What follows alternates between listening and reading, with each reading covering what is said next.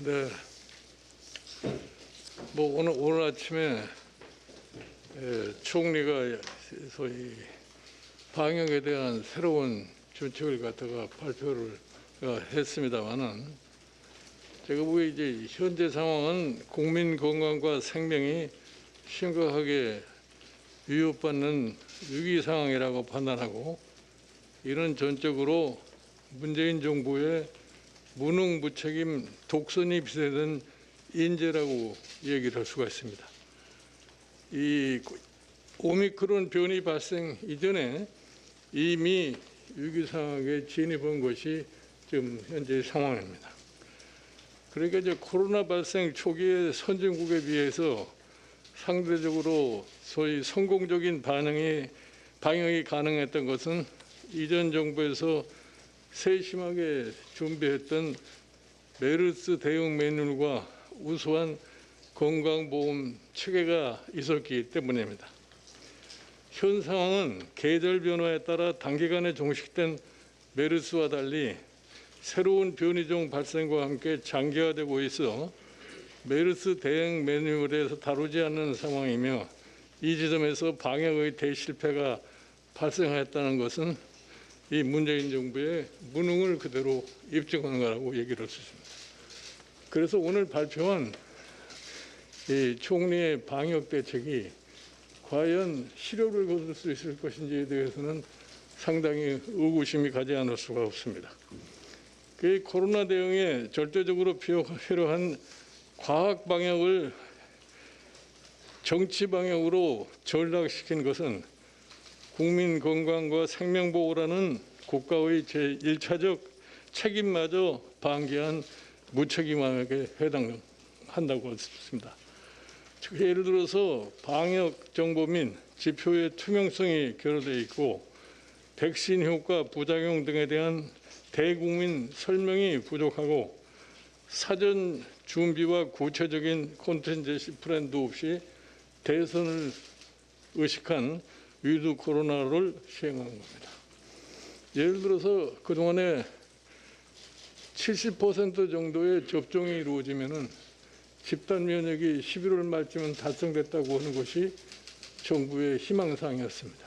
그러나 최근에 이제 이 겨울철이 닥치면서 확진자 숫자가 늘어나고 이거를 지켜보다 결국은 오늘 총리가 발표한 방역의 전환을 갖다 얘기를 했는데 이게 종전과 똑같은 방역의 실책이기 때문에 그 효과가 얼마만큼 나타날 것인지에 대해서 매우 의심하지 않을 수가 없습니다.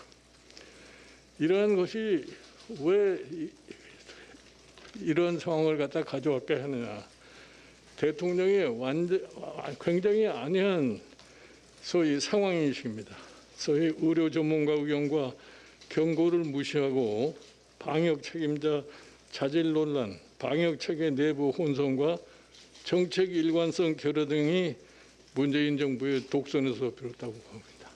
그러니까 흔히 얘기해서 무슨 두 마리 토끼를 한꺼번에 잡겠다 하는 이런 생각을 했기 때문에 이 소위 방역과 경제에 관련해 가지고서 어떤 의미는 국민 생명을 위주로 한다고 할 것 같으면 병존해서 얘기할 수 없는 상황을 갖다가 이 불가능한 상황을 갖다가 가능한 것처럼 그와 같은 독선을 부린 결과가 오늘의 현상을 맞이하지 않나 봅니다.